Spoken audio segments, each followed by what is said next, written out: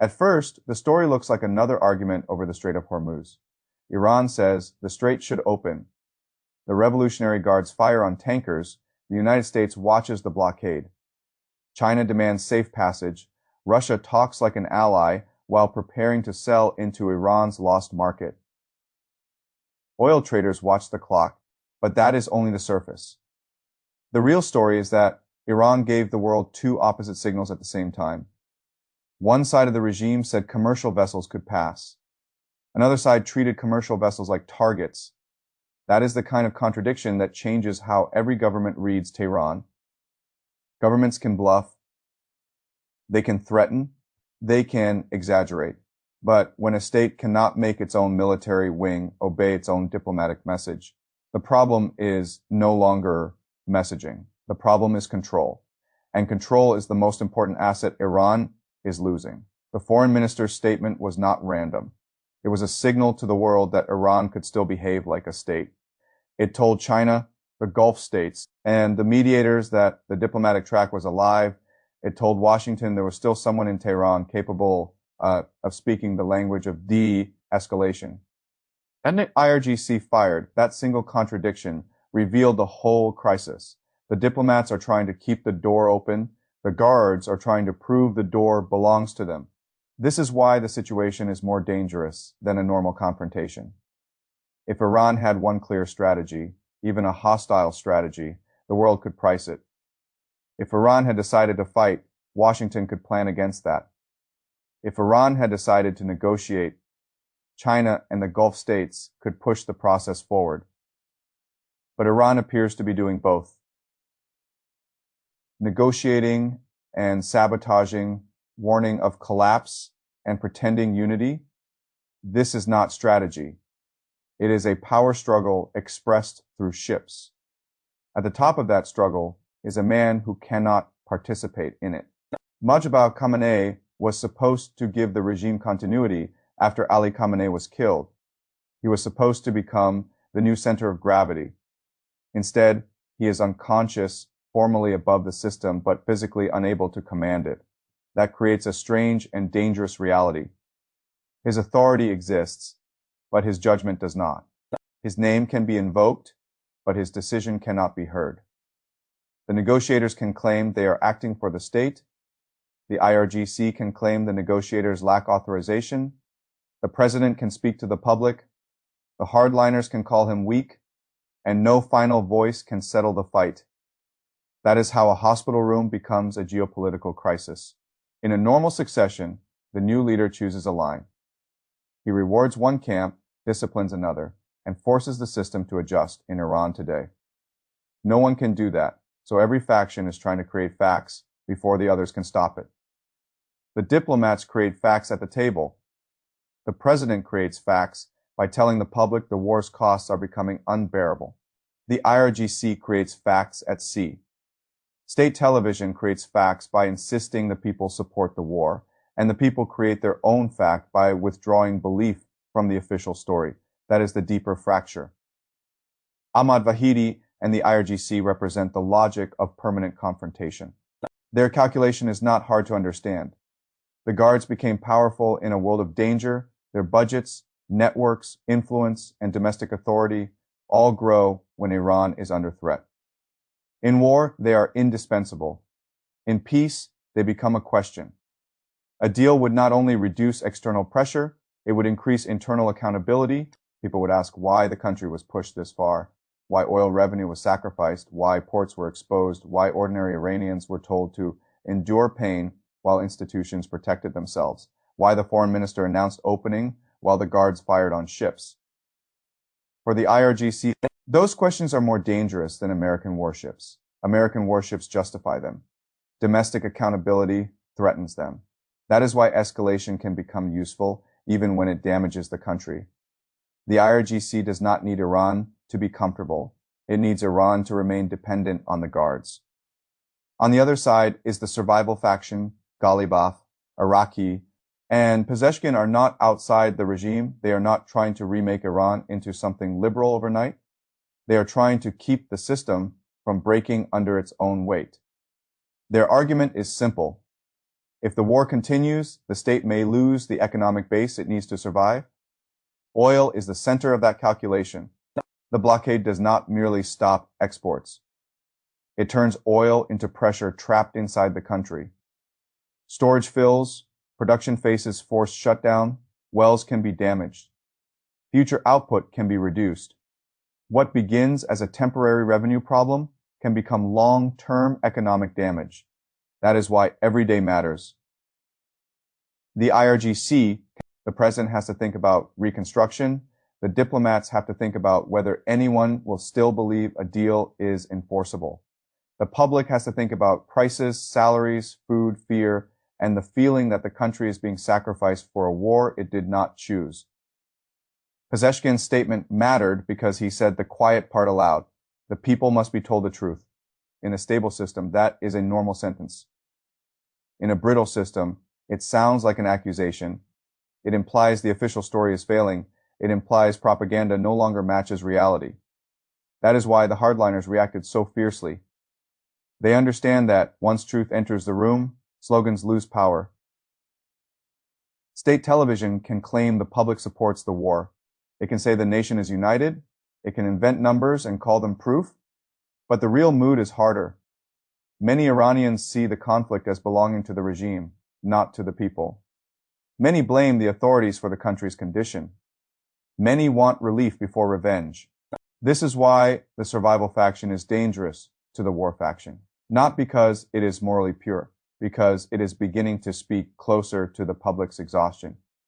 That gives it a kind of legitimacy. The IRGC cannot easily copy.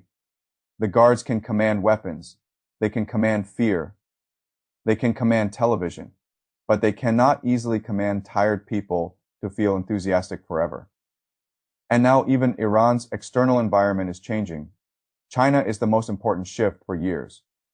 Beijing was Iran's economic oxygen. It bought oil, supported alternative channels, and treated Iran as useful in a larger contest with Washington. But China never wanted endless disorder, Hormuz. China wants predictable flow, oil flow, shipping flow, trade flow. So when China signals that Hormuz must remain open, especially through communication with Saudi Arabia, it is telling Tehran something painful.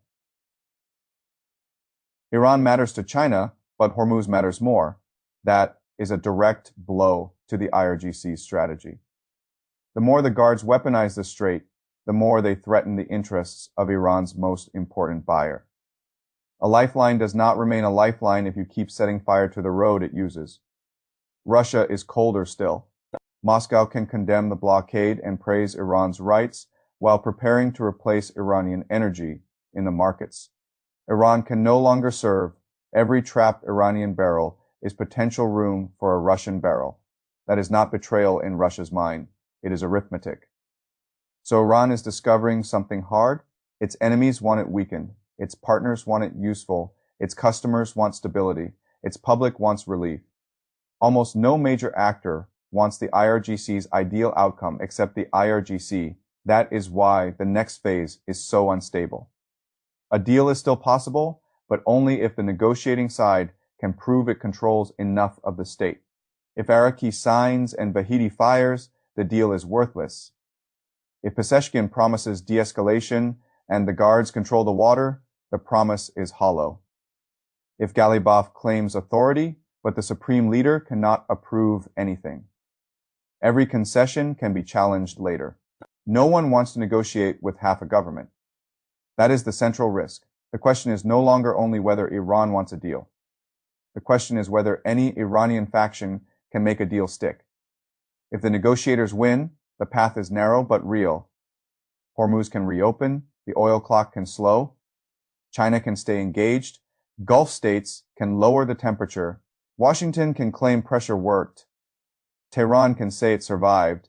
If the IRGC wins, the opposite path opens. Tankers remain vulnerable, the blockade hardens, talks collapse into theater. Oil wells move closer to shutdown, China pulls further away. Russia benefits, the public grows angrier, the regime becomes more dependent on the very institution driving it toward isolation. And if neither side wins quickly, the most dangerous outcome arrives.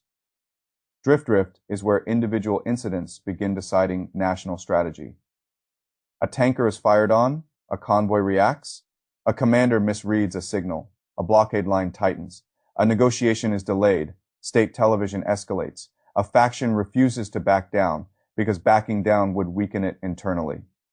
That is how states stumble into disasters they did not formally choose, not through strength. Through incoherence. This is the problem with Iran today. The outside world is looking for one Iranian decision, but Iran has become a contest over who gets to define the decision. The president wants the truth told before the country breaks. The foreign minister wants enough opening to keep diplomacy alive. The IRGC wants enough conflict to remain indispensable. The public wants the crisis to stop consuming daily life. China wants the waterway open. Russia wants the market gap. America wants leverage. Gulf states want safety. Everyone has a position. No one clearly has control. That is more dangerous than a clean confrontation. In a clean confrontation, each side can measure the other. In a fractured confrontation, every signal becomes unreliable. A statement may not bind a commander. A commander may not represent the state. A deal may not restrain a faction. A threat may be issued for internal reasons and then become external reality, because the person who made it cannot afford to retreat.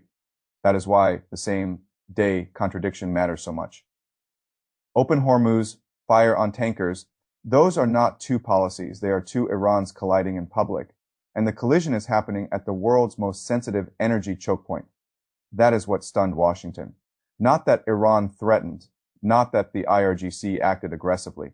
Washington has seen Iranian threats before. It has seen hardliners before.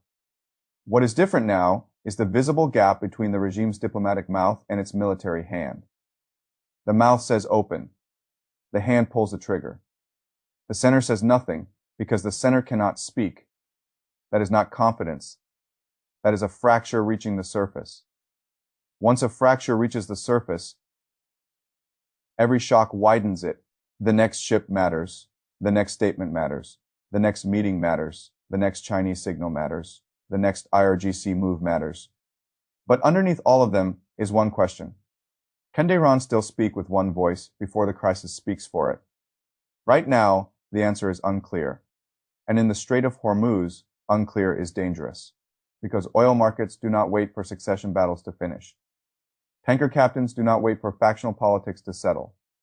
Foreign navies do not wait for Tehran to decide which order is real. Every hour of contradiction becomes another hour where someone outside Iran has to guess what Iran means.